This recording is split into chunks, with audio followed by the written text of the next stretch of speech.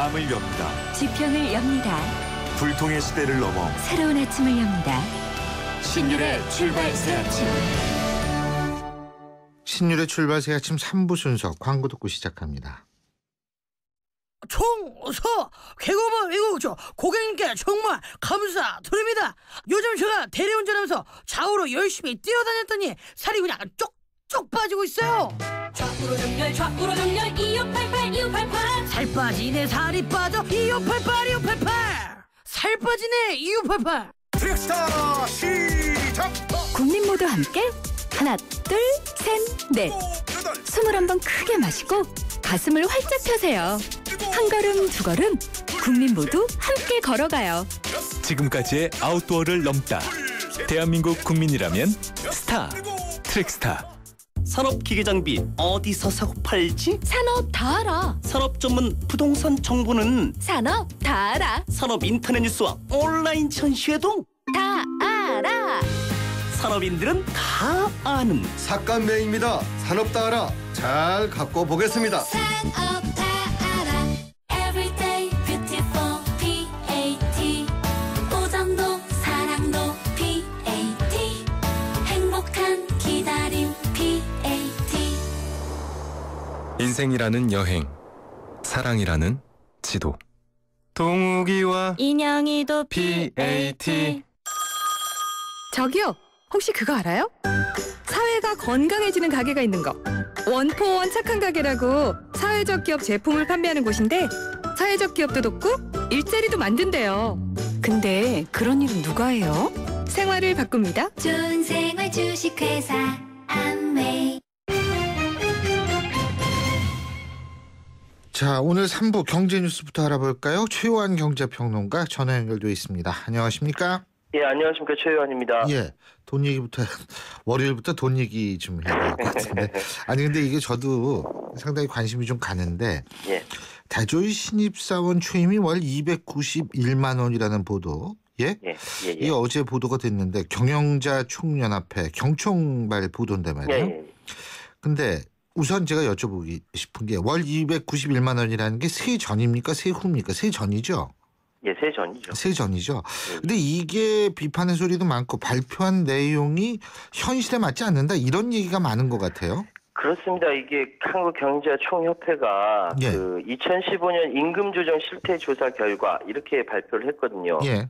올해 4년제 대졸 신입사원 초임금이 상여금, 월할분 다 포함해서 290만 9천 원이라는 거죠. 이게 지난해 278만 4천 원에서 4.5% 상승했다라고 하거든요. 예. 산업별로 보면은 금융이나 보험업이 328만 4천 원 가장 높다고 하고요. 그 다음이 운수창고 통신업 294만 원, 그 다음이 제조업, 도매소모, 건설업 뭐 이 순위라고 합니다. 그리고 규모별로 보면요. 100인에서 299인 기업인 경우에 259만 1천 원, 1000인 이상 기업이 318만 6천 원으로 나도 차이가 굉장히 크고요. 예. 또 연봉제를 실시하고 있는 기업의 임금 수준이 실시하지 않는 기업에 비해 약 10만 원 정도 더 높습니다. 연봉제 도입할 당시 임금 인상이 다소 높게 이루어졌다. 뭐 이렇게 이야기하고 있네요. 자, 이게 조금 믿겨지지 않는 분들도 많을 거예요. 예. 그러니까 대졸 취임이 얼추 300만 원이라는 건데 이게 어느 정도 정확하다고 보십니까? 이 조사가 그 100인 이상 사업장의 그 414곳만을 대상으로 이뤄진 조사 결과거든요. 예. 이러다 보니까 말이 참 많습니다. 예, 경총이 사실은 매년 이 같은 임금 조정 실태 조사를 발표하고 있습니다. 그래서 작년에 같은 조사 자료를 참고하면은 대략 왜 이런 결과가 나왔는지 알 수가 있는데요.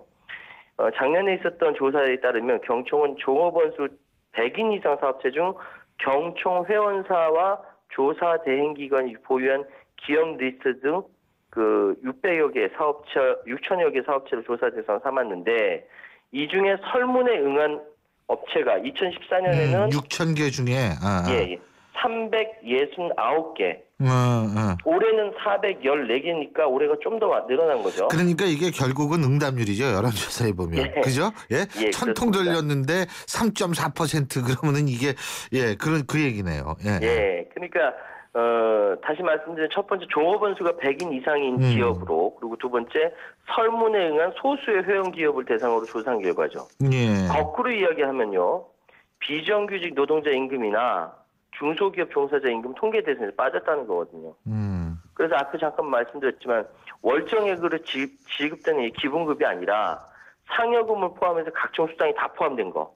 그러니까 이제 경청이나 정경련이나 이렇게 사용자 단체 측에서 발표하는 자료에 대해서 신뢰성 논란이 벌어지고 있는 거죠.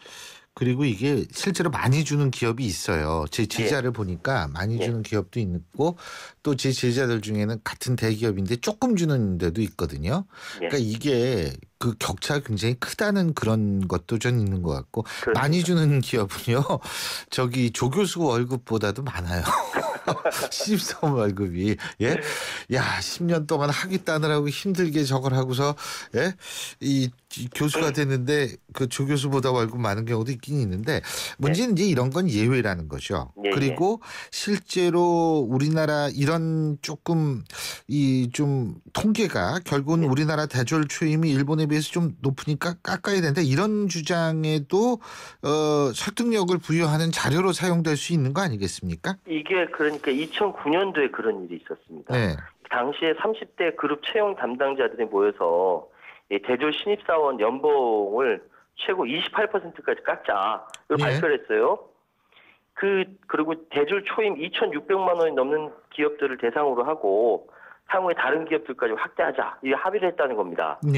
그래서 이 임금을 깎아서 마련한 재원으로 고용을 유지하거나 또는 신규나 또는 인턴 채용을 늘리자 이걸 발표했는데 문제는 이제 대졸 초임을 깎아야 한다면서 근거로 된 게 우리나라 대졸 초임이 일본 대졸 초임보다 높다 이 주장이거든요. 근데 우리나라 대졸 초임이 일본과 비교 모든 업종에 걸쳐 높은 수준이고 기업 규모로 봐도 대기업이나 중소기업 모두 다 높다. 이 자료가 바로 이 경총에서 나온 자료를 따라서 이야기한 거거든요. 그래서 당시 진짜 그 자료만 보면 진짜 그런데 실제로 이 상황에 대해서 민주노총을 비롯한 노동계가 당시 반박을 하면서 한참 시끄러웠습니다. 노동계는 그 재계가 이 조사 자료를 아전인식식으로 해석했다, 사실 왜곡했다 이렇게 비판을 했고요. 근데 이게 이제 그도 그럴 게 뭐냐면 일본 후생성 노동 자료와 우리나라 경총 자료 비교해 보면요. 일본 자료는 10인 이상 사업장을 조사한 거고요. 각종 수당이 빠져 있었던 거고. 우린 수당을 붙여놓은 거고. 그럼요. 수당과 고정 상여금 더군다나 100인 이상 사업장을 조사한 겁니다. 그거를 이제 수평적으로 비교하니까 당연히 우리나라가 더 월급이 더 세다 이런 얘기가 나온 거죠. 그러니까 그때 그 노동부에서 뭐라고 얘기했냐면 이거 국가 간 임금 비교 별로 무의미하다. 물가나 주거 환경의 사회보장제도 환경 자체가 다른데 이거 어떻게 수평적으로 비교할 수 있느냐 하면서 노동계 손을 들어준 적이 있거든요. 이번 경총 자료도 그 대략 전후 맥락을 살펴보면 그때와 대동소이하다 이렇게 말씀드릴 수 있습니다. 그러니까 신뢰도에 문제가 있다 이렇게 보시는 거죠? 그렇습니다. 그렇군요. 근데 어쨌든 그런 얘기가 나올 수 있다라는 얘기인데, 이 다졸 초임이 일본보다 높다는 사실을 경총 같은 경우에도 이제 기정사실화하고 이랬던 모양이죠. 언론도 기정사실화 했었죠, 그죠? 예전에. 그렇죠. 그때 주요 언론 가운데서 이렇게 이제 대부분 언론이 이제 사용다시 발표한 거를 그냥 비판적으로 보지 않고 단순히 인용을 했어요. 실제로 우리나라 대졸 초임 일본보다 높다. 그래서 어떤 언론에서는 대졸 초임뿐만 아니라 이번 기회에 임금 체계의 거품을 과감하게 빼야 한다. 이렇게 주장하는 바람에 그런데 이제 생각을 해보시면요. 인건비를 절감해서 경제 위기를 넘어선 나라가 있나. 장기적으로는 이 보수의 문제는 생산성을 올릴 수도 낮출 수도 있는 굉장히 장기적 과제로 이제 선정돼야 되는 건데 맞죠. 단편적으로 접근했다는 거죠. 근데 그 이번에 발표할 땐 보고서 뒤편에 주의사항을 덧붙였다고 그러대요. 그러니까 이 안내문이 되게 중요한데 이걸 지적하는 언론이 없어서 제가 이렇게 말씀드리는 겁니다. 이 뒤에 뭐라고 이렇게 그 안내문을 덧붙여놨거든요. 각 학력 초임금은 해당 학력의 소정 교육과정을 마치고 신입사원들이 처음 받게 되는 월급 여액이고 이 여기에는 그 기본급과 재수당, 상여금의 월회부로 포함되어 있다. 그리고 임금 수준이 높고 그 대규모의 채용과 승진이 이루어지는 고임 대기업 초임금 수준 가중치가 많이 반영돼 있다. 다시 말씀드리면 중소기업 비정규직 인턴 등이 반영된 게 아니고 대기업 초임금 가중치가 많이 반영됐다. 명확하게 얘기해 놨거든요. 그럼 요거까지 다 그 감안해서 언론에서 보도를 해야 되는데 그렇게 안 하고 있으니까 문제. 그게 그러니까 이게 사실 일반 이 젊은이들 입장에서 볼 때에는 예. 이런 통계를 만일 믿게 되면 굉장히 상대적 박탈감을 느낄 수가 있거든요. 예, 그래서 예. 이제 이런 문제가 좀 신중해야 되는 것 같은데 누리꾼들의 반응은 어떻습니까? 참 가슴 아픕니다. 어느 나라가 조사한 겁니다. 이런 반응부터요. 난 4년제 대학교 졸업하고 첫 월급 120만 원인데 어디 기준이냐. 제발 공감 가는 기사를 써라. 기사 비판하는 사람도 있고요. 이런 기사를 자꾸 올리니까 모르는 60, 70대 어른들이 정부가 잘하고 있다고 속고 계신 거다라면서 이제 비웃는 사람도 있습니다. 심지어 일부 누리꾼은 이제 해석을 해줍니다. 우리는 매달 받는 순수 월급 생각하지만 경영자는 월급 플러스 퇴직금 플러스 연 보너스 플러스 그 세금까지 다 합친 걸로 생각한다. 예, 맞아요. 모르는 거 아니거든요. 자, 정리해 보죠. 예. 예, 옛날에 자동차를 대중화한 헨리포드라는 경영자를 다 아실 겁니다. 예. 컨베이어 벨트를 도입한 1914년에 포디즘이라는 단어가 있죠. 그래서 예. 근로자의 임금을 하루 아침에 2달러에서 5달러대로 올렸어요. 예. 그리고 근로시간을 하루 9시간에서 8시간으로 줄였는데 이 헨리포드라는 사람이 근로자의 노동 복지나 이런 것들을 너그럽게 봐주고 그런 사람 아니었거든요. 오히려 노동운동 적극적으로 반대하고 노조 탄압하던 사람이었는데 왜 이렇게 보수적인 경영자가 임금을 배로 인상하고 노동시간 확 줄였냐. 바로 근로자가 소비의 주체라는 걸 확신했기 때문이죠. 그러니까 헨리포드는 근로자가 자신이 만든 물건조차 살 수 없을 정도 소득이 낮으면 대량 생산, 대량 소비 시대 불가능하다. 소비 주체인 근로자가 부유해져야 나도 부유해진다. 이렇게 생각했던 겁니다. 그래서 임금도 파격 인상했던 거고요. 그래서 지금 대졸 초임이 291만 원인지 191만 원인지가 중요한 게 아니라 소비의 주체인 노동자, 근로자에 대해서 경영자, 사용자가 어떤 관점을 바라보고 있는가. 과연 내수 살리기 말로 이야기 많이 하고 있는데 이번 기획재정부도 내수로 돌아가서 가야 된다라고 얘기를 했거든요. 과연 내수 살릴 만한 노동 대가가 과연 돌아가고 있는가. 이미 틀린 걸로 증명되어 있는 소위 낙수 효과, 트리클 다운 이것으로 인해서 기업의 그릇만 더 커지는 건 아닌가. 예. 한번 돌아볼 때라는 생각이 듭니다. 제일 중요한 거는요. 예. 이 근로자, 노동자들이 행복감을 느껴야만 불량률이라든지 이런 게 떨어진다라는 거예요. 그렇죠. 이거는 지금 요새 굉장히 중요한 개념으로 등장을 하는데 그렇습니다. 그런 측면에서 자본주의가 이윤을 추구하는 건 당연한데 불량률 높아지면 이윤 떨어지는 거 아니겠습니까? 예. 그러니까 진짜 헨리포드가 얘기한 것처럼 진짜 자신들이 추구하는 걸 하더라도 어떻게 해야지 이게 잘 될 수 있는 것인가. 노동자들의 그렇죠. 현명한 판단. 제가 항상 한 얘기가 있거든요. 나이 들수록 똑똑함으로 사는 것이 아니라 현명함으로 사는 것이다. 이 우리나라 기업이라든지 저희가 현명한 판단을 했으면 좋겠습니다. 예. 자, 오늘 말씀 여기까지 듣죠. 고맙습니다. 예, 감사합니다. 최요한 경제평론가였습니다. 신율의 출발새 아침 오늘 순서 시작합니다. 오늘 아침 당신이 듣고 싶은 뉴스 94.5MHz YTN 뉴스 FM 신율의 출발 새아침.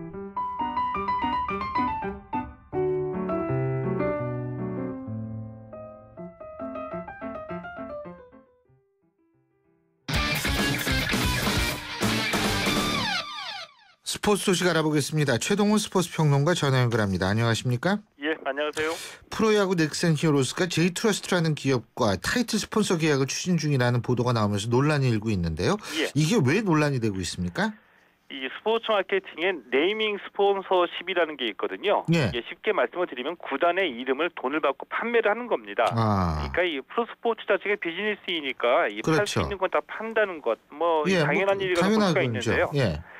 이 삼성이나 두산 같은 대기업이 운영하는 구단은 굳이 구단의 이름을 판매할 이유는 없는데 이 넥센 히어로즈는 구단 운영을 통해서 수익을 내야지 되는 야구 기업이거든요. 예. 그래서 이제 팀 이름이라도 판매를 해서 수익을 내야 되는 겁니다. 그래서 이 제이트러스트라는 기업하고 네이밍 스폰서십 협상을 하고 있는데 이 사실이 알려지면서 이제 논란이 되고 있는 거죠. 아니, 제가 볼 때 문제 없을 것 같은데 왜 문제가 되는 거예요?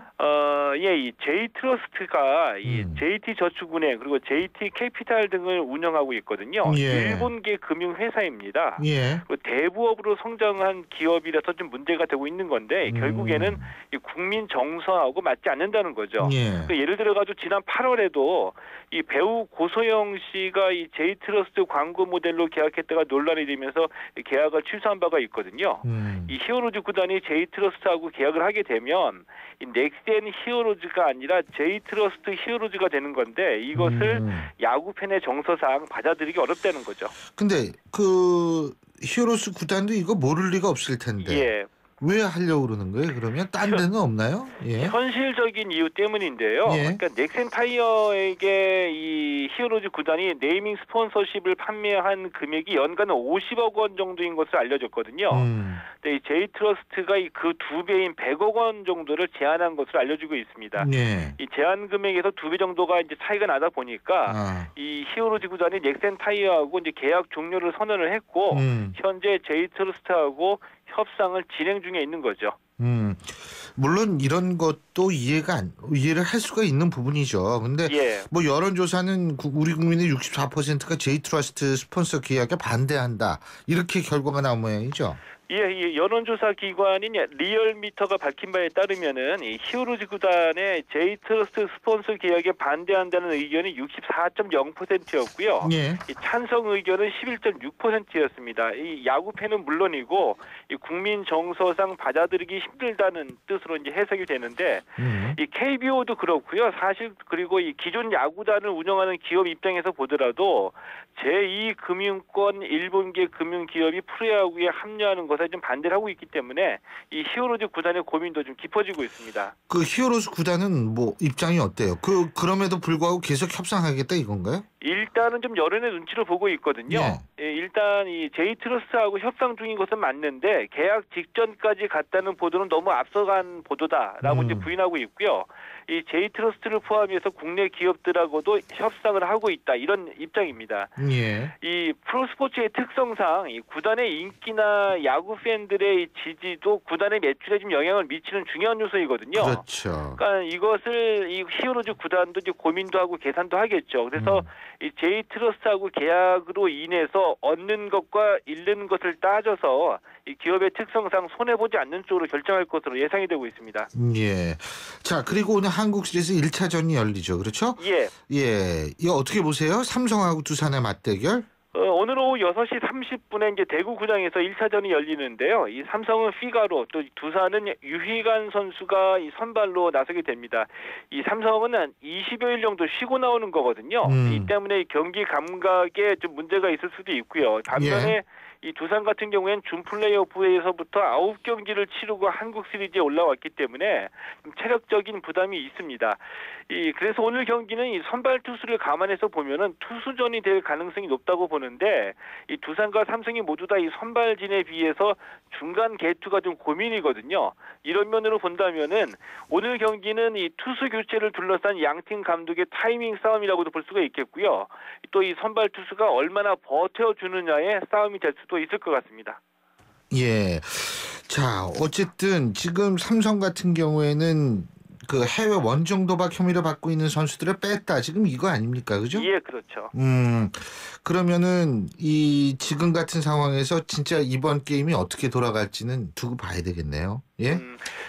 많은 분들이 말씀하시는 것처럼 이 세 명의 선수가 빠져가지고 삼성의 전력의 60%가 날아갔다 이런 말씀도 나오는데요. 너무 심한 것 같은데. 예, 3명 빠지라도 예. 두산과는 해볼 만한 전력입니다. 아니 그러면 딴 선수들은 40%밖에 안 된다는 얘기입니까? 그건 좀 심한 얘기고 잘 알겠습니다. 오늘 말씀 여기까지 듣죠. 고맙습니다. 예, 고맙습니다. 예, 지금까지 최동원 스포츠 평론가였습니다. 신율의 출발새 아침 3부 순서는 여기서 줄이고요. 잠시 뒤 4부 정치 국방에서 뵙죠. 일단 잘생기고 날씬해야지. 여자는 살림이나 잘하면 됐지. 어느 대학 나왔는지 보면 딱 안다니깐. 여러분도 느끼셨나요? 우리가 아무렇지 않게 웃고 지나치는 표현들, 당사자를 비하하고 차별하는 말입니다. 내 말 한마디가 누군가에게는 큰 상처가 될 수도 있습니다. 상처가 되는 말보다 존중의 말을 전해보세요. 참된 배려와 존중은 비하와 차별 없는 말에서부터 시작됩니다. YTN 라디오 언어문화 개선 캠페인은 국립국어원과 함께합니다. 얼마 전 출산을 해서 육아휴직을 쓰고 있어요. 아이 키우는 데만 전념할 수 있어서 좋아요. 전 육아휴직 대신 일하는 시간을 조금 줄여서 근무하고 있어요. 일도 하고 아이도 돌볼 수 있어서 정말 행복해요. 어머님이 편찮으셔서 병간호를 해야 하는데 고민이에요. 해결 방법이 없을까요? 네, 있습니다. 육아부터 가족 돌봄, 자기개발, 퇴직 준비까지 이제 필요에 따라 시간 선택제로 전환해 일할 수 있습니다. 물론 대우는 전일제와 달라지지 않습니다. 일과 삶이 행복해지는 시간 선택제. 이 캠페인은 고용노동부와 함께합니다. 안녕하세요. 셰프 최현석입니다. 바깥 활동하기 참 좋은 계절, 가을입니다. 그런데 여러분, 이거 알고 계신가요? 66년 만에 찾아온 최악의 가뭄으로 일부 지역은 제한급수라는 비상사태를 맞이했고요. 가뭄이 계속될 경우 원활한 식수 공급에도 문제가 생길 수 있다고 합니다. 음식을 만드는데도 깨끗한 물이 없어서는 안 될 필수 요소인데요.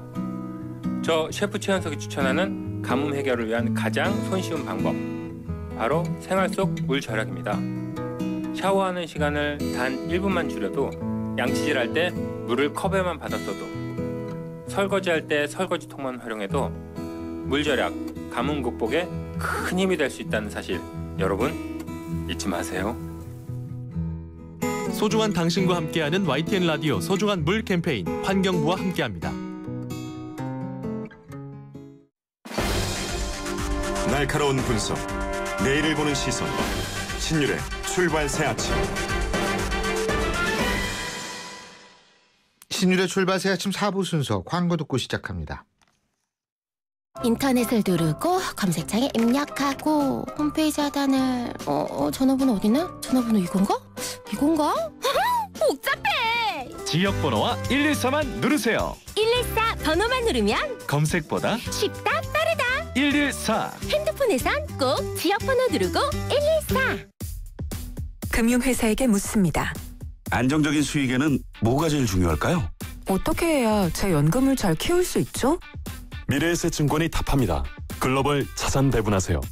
세액공제로 절세 효과까지 준비된 연금 전문가 미래에셋증권. 투자 손실에 유의하세요. 10월은 르노 삼성자동차 고객만 2배 더 풍성하겠습니다. 개별 서비스에 인하는 물론 50만 원 더 돌려주는 더블 혜택. 밸류박스로 보험, 보증, 신차 교환까지 SM5 디젤 QM3로 누리세요. Better and different. 르노 삼성자동차. 신차 교환 조건 및 혜택은 매장에서 확인하세요. 여잔 아무 온수매트에나 눕는 거 아니야. 아니 그럼 어디 누워요? 어디긴 온수매트니까 보일러 기술을 봐야지. 국가대표 보일러가 만든 또 하나의 보일러, 경동나비엔 온수매트. 국가대표 보일러? 경동나비엔. 성공하는 사람들의 놀라운 투자 비결, 용산의 미래를 누리는 곳에 오픈 예정인 면세점 상권까지, 그것도 남보다 먼저. 용산역 특급 상업시설 용산 서밋 스퀘어 귀하가 선점하십시오. 1899-1331 대우건설. 아이파크, 힐스테이트, 레미안, 대한민국 빅브랜드의 만남. 9510세대 대단지 1km 파크밴드 100여 개의 테마공간. 강남을 바꾸다. 9510세대 송파 헬리오시티. 문의 02449-7440. 현대산업개발, 현대건설, 삼성물산이 함께합니다. 호주 워킹 홀리데이만 떠올렸다면 호주TV 무비 채널을 추천합니다. 세상의 중심에서 사랑을 외치던 영화 속 울루루. 호주는 카메라만 들면 영화가 되는 로맨틱한 곳이네요. 내 마음속엔 호주가 온에어되고 있다. 호주 시드니 브리즈번 주 10일의 운항. Excellence in flight. Korean Air.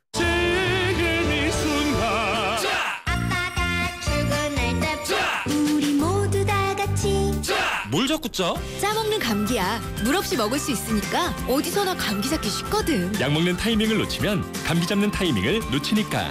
국내 최초 짜먹는 감기약 대원제약. 최고의 품질로 변하지 않는 가치를 지켜온 렉서스가 이제 프리미엄 인증 중고차 서비스를 시작합니다. 191가지 철저한 품질 검사, 차별화된 추가 보증 서비스, 렉서스 프리미엄 멤버십까지 변하지 않는 가치. 렉서스 공식 인증 중고차. Lexus Certified. 8시 35분 02초 지나고 있는데요. 자, 지금 이 순간 교통 상황 알아보죠. 김재훈 캐스터. 네, 출발새 아침 교통정보입니다. 서울 시내 자동차 전용 도로는 전 시간보다는 정체 구간이 조금 줄어든 곳도 있습니다. 강변북로 구리 쪽으로 가는데 성산대교 부근에서는 잠깐 서행이 됐다가 서강대교에서 한남대교까지는 차량 밀리고 있고요. 반대편 일산 쪽으로 가는 길 잠실대교에서 한강대교까지 정체 서행입니다. 올림픽대로 하남 쪽으로도 방화대교부터 가양대교, 여의 하륜아들목에서 한강대교, 다시 한남대교에서 영동대교까지 구간 차량 밀리고 있고요. 반대편 공항 쪽으로는 올림픽대교에서 반포대교까지 시속 30km 미만 정체입니다. 내부순환로 성산대교 쪽으로 이동하는 데는 정릉터널 안에 승용차 사고가 있다는 현장 제보인데요. 이 구간 지나실 때 차로 변경에 유의하시기 바라고요. 이 주변의 성산로도 신촌 세브란스 병원에서 봉원 고가차도로 가는 길 3차로의 승용차 사고 때문에 이 구간 밀린다는 현장 제보입니다. 출발새 아침 교통정보였습니다.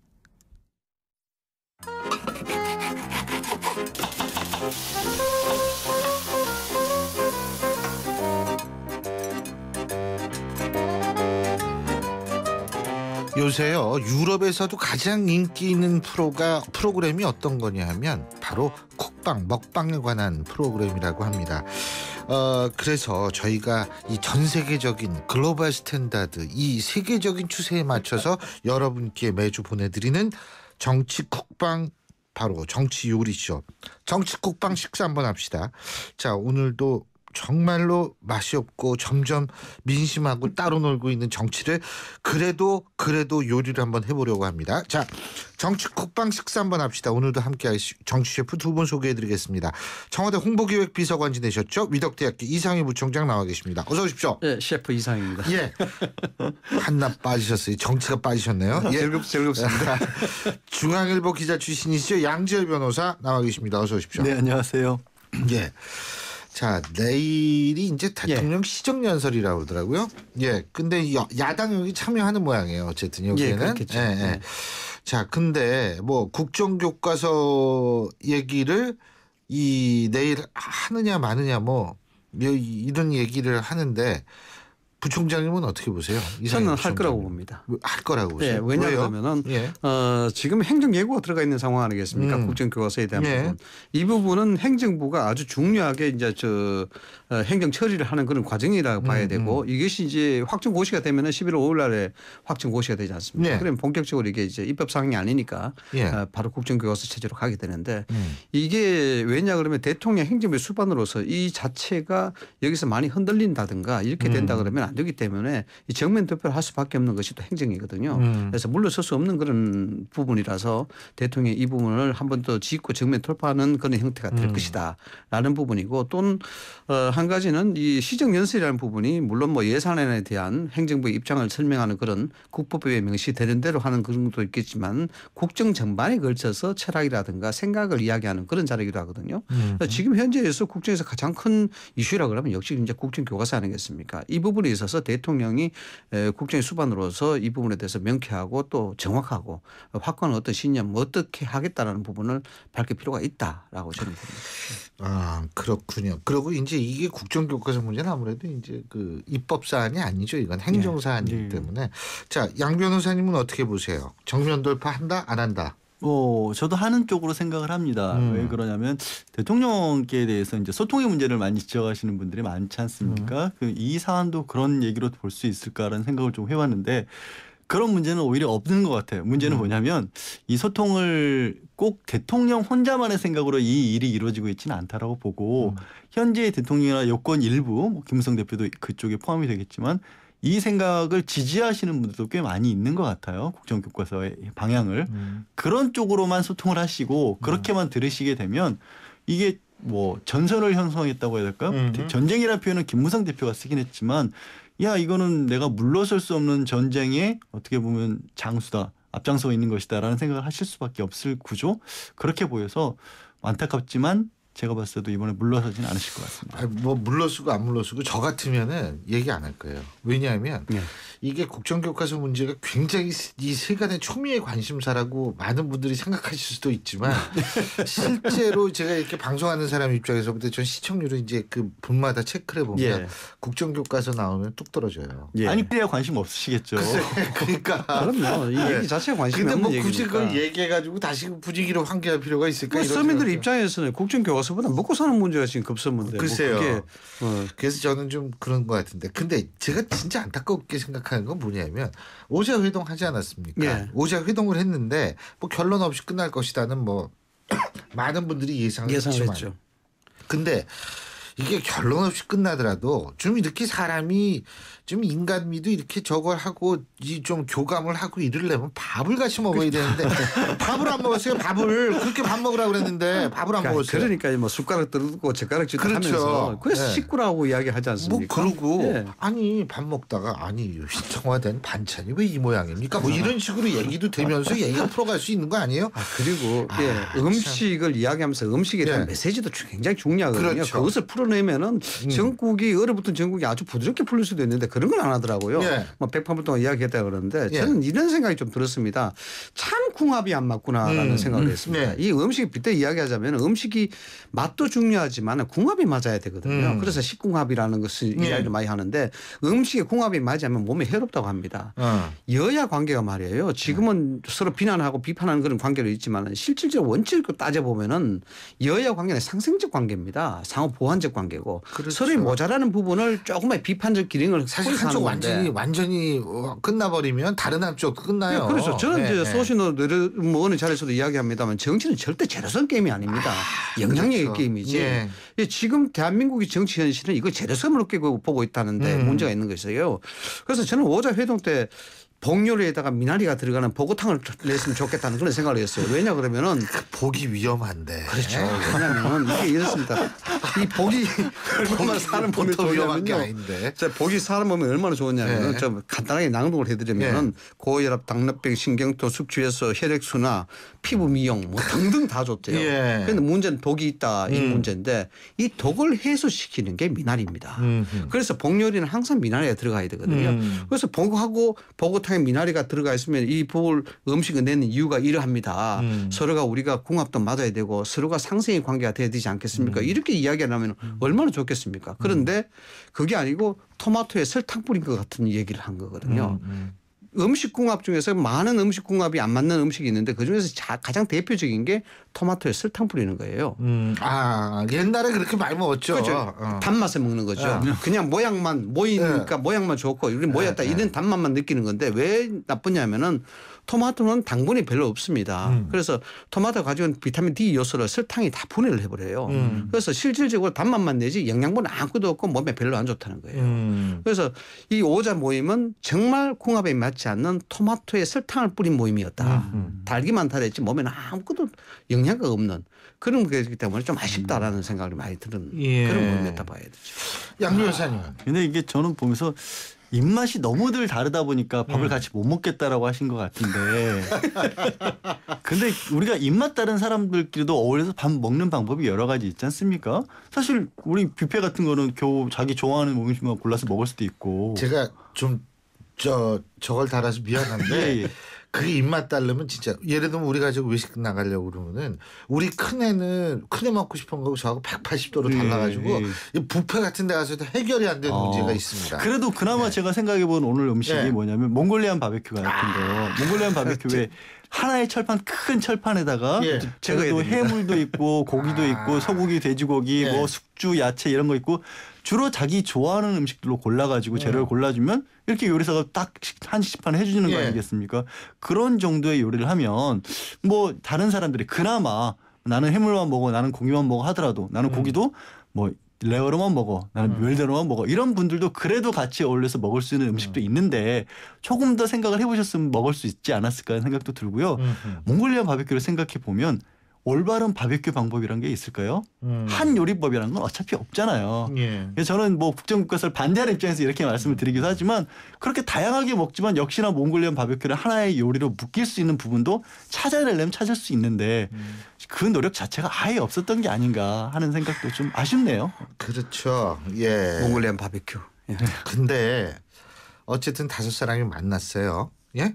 여기에선 분명히 이득을 그나마 조금이라도 얻은 사람과 잃은 사람이 있을 겁니다. 누구라고 보십니까? 뭐 정치적 정치를 얻었다 그러면은 이득을 얻었다면 정치인들이겠죠. 그렇죠. 아니 근데 야단도 맞은 정치인이 있습니다. 저한테 그 X라고 그러셨죠? 아이고 깜짝 놀란 거. 근데 굳이 이제 정치공학적으로 이득이라고 이게 표현한다 그러면은 박근혜 대통령이 승자 쪽에 있지 않느냐 이렇게 봅니다. 이 사건에 있어서 국정의 최고의 수반으로서 이 부분에서 방관자적 역할보다도 해결사적 역할을 해야 되겠다는 그런 노력의 일환 이런 것들이 있었고 충분히 여기에 대해서 뭔가 모르게 이제 메시지를 던져줬지 않습니까? 뭐 그 X 저 X 얘기 나온 그 자체도 뭐 어떻게 해서 그 얘기가 나온지 모르겠습니다만 대한민국 정치 품위를 한꺼번에 떨어뜨리는 그런 용어라고 볼 수가 있는데 어쨌든 이 정국의 혼란에 있어서 야당이 야당다운 역할을 해라. 야당이 그만큼 이렇게 저급한 단어를 사용하고 정치 개혁이라는 본질 그 자체를 이야기하게끔 하는 그러한 책임 소재 그런 동기부여는 야당이 하고 있다라는 부분을 아마 간접적으로 이야기한 그런 거다. 이렇게 생각이 든다. 그렇게 가정한다면은 이 moment 승자로 보면은 박근혜 대통령이다라는 생각이 그 소통으로 그죠. 우리 양질 변호사님. 저는 굳이 승자로 따지면 문재인 대표를 꼽고 싶은데 그게 물론 양쪽 다 박근혜 대통령도 그렇고 문재인 대표도 그렇고 이번 모임이 맞아요. 양쪽 두 사람 다 결집시키는 것이 있었는데 그러니까 결론이 없을 거 뻔히 알면서도 만난 거예요. 그런데도 저는 문재인 대표 쪽을 굳이 강조드리는 이유는 뭐냐면 이 전선이 굳이 전선이라고 표현 저는 참 전선이라는 표현이 쓰기가 싫긴 한데 괜찮아요. 서부 전선이라는 영화도 있었는데요. 뭐. 네, 얼마 전에 개봉을 했다가 이게 저는 이제 그 여권에서 조금 잘못한 것 같다라고 하는 게 전선이 정치권 대 정치권으로 형성이 된 게 아니라 사실 바람과 파도는 학계하고 일반 대중들 중에서 역사학계에서 특히 국정화를 반대하는 분들이 만들어줬고 문재인 대표는 그 위에 그냥 올라탄 형국이거든요. 그렇게 돼버리면 정치권과 정치권의 싸움이 아니라 정치권과 학계의 싸움이 돼버리면 이거는 아무래도 문재인 대표에게 훨씬 유리한 그런 상황이거든요. 야권이 어떻게 보면 이원 싸움 같은 경우에는 그동안에 내분도 굉장히 많았고 뭔가 리더십에 대한 지적이나 이런 문제도 많았는데 이거 잘 그냥 위에서 파도 타기만 잘 타도 굉장히 유리할 수 있는 싸움이기 때문에 저는 문재인 대표에게 좋은 자리였다고 이제 보는 말씀하셨으니까 이제 생각이 나서 말씀을 드리는데 이게 문재인 대표 입장에서는 사실 뺨을 맞으러 들어간 거 아니겠습니까? 청와대에 제발 나의 이제 뺨을 좀 때려 주십시오라고 이제 들어갔고 그걸 구실로 뭔가 이제 한 판을 벌이려는 그런 의도가 있었는데 뺨을 좀 약하게 맞았어요. 좀 세게 맞아야 되는데 좀 약하게 맞아서 이게 동력이 약간 떨어지는 면이 있는데 거기다가 그 X, JX가 나오는 바람에 이 뺨 얘기 자체가 이 저 X 그 X에 밀려버렸어요.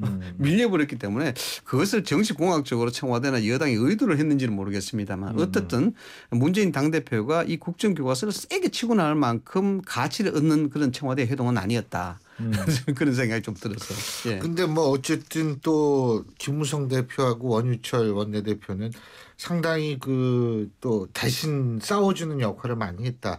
당청 관계 끈끈해진다.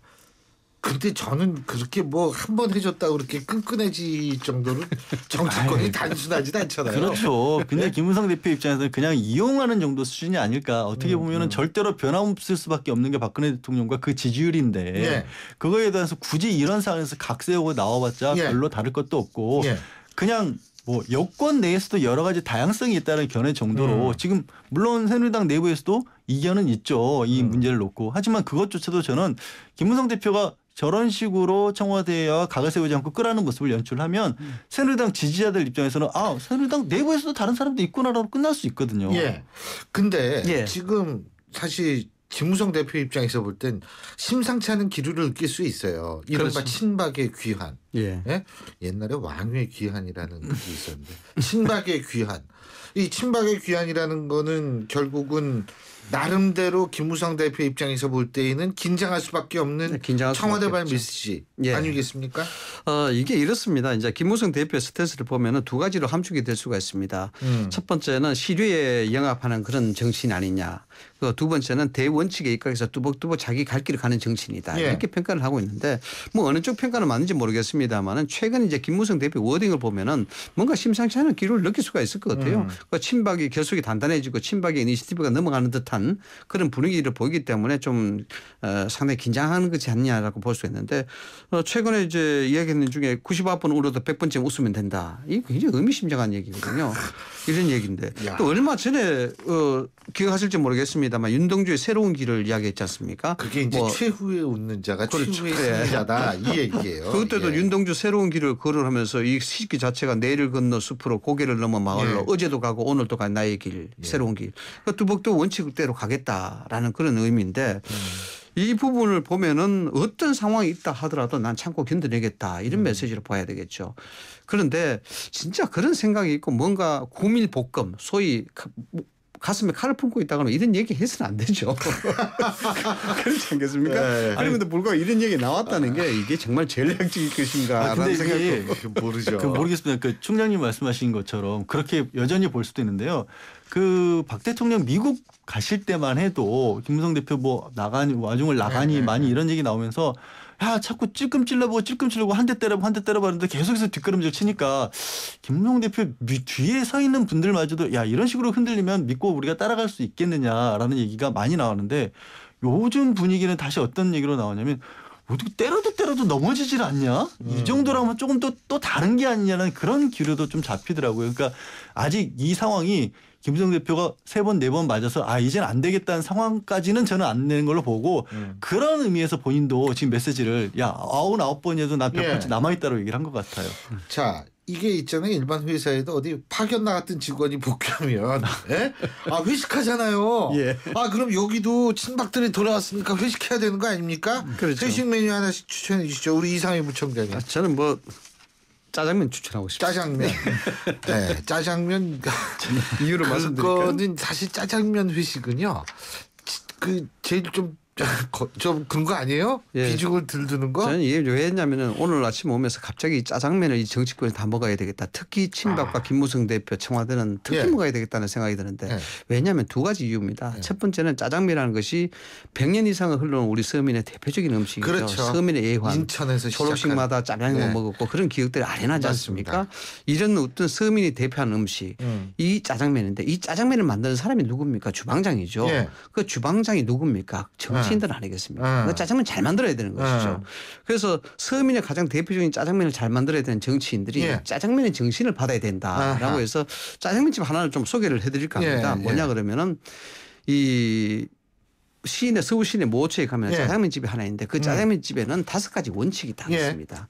그분이 가지고 있는 테이블 4개밖에 없는 흐름한 짜장면집인데 첫째, 영업시간이 11시 37분입니다. 왜 11시 37분, 40분도 아니고 37분이냐 보면은 아침 8시부터 재료 준비해서 11시 35분에 재료가 다 끝난답니다. 2분 동안 묵상하고 37분부터 영업 시작한 데서 11시 30분. 그 원칙을 30년 넘게 지키고 있다는 점. 그다음 두 번째, 술 반입이 안 됩니다. 술을 안 팝니다. 왜? 짜장면 먹으러 오는 애들한테 교육상 좋지 않다. 알겠습니다. 라는 그런 부분이고 50m 밖에는 짜장면 배달 안 합니다. 면부로 터진다고. 그리고 짬뽕도 안 팝니다. 짜장면 팝니다. 오로지 짜장면 맛을 지키기 위해서. 그래서 30년 넘게 영업 전략을 갖고 있는데 짜장면 하물며 짜장면집 주인데 이렇게 주체를 가지고 있는데 정치인들도 좀 정치의 철학과 가치, 신념 이건 좀 지켰으면 좋겠다. 양 변호사님 간단하게. 저는 닭갈비 메뉴로 추천했고요. 닭갈비를 근데 함원으로 하면 게륵이죠. 닭의 갈비지만 원래 그 닭갈비 요리와 상관없이 삼국지에 나오는 게륵 그 일화가 있지 않습니까? 조조가 이걸 먹고 있을 때 이걸 먹자니 그렇고 버리자니 아까운 게 닭의 갈비 게륵인데 국정교과서 논의라는 게 저는 여권 입장에서 그걸 소재로 회식했다가는 이겨봐야 별로 남는 거 없는 회식이 되지 않을까. 철군하는 게 오히려 좋다고 권유하고 싶습니다. 오늘도 두 분 정치 고생하셨네요. 이상희 위덕대학교 부총장 양지열 변호사 두 분과 함께했습니다. 고맙습니다. 네, 고맙습니다. 감사합니다. 신율의 출발새 아침 오늘 순서는 여기서 줄이겠습니다. 전 내일 아침 7시 15분에 다시 오죠. 고맙습니다.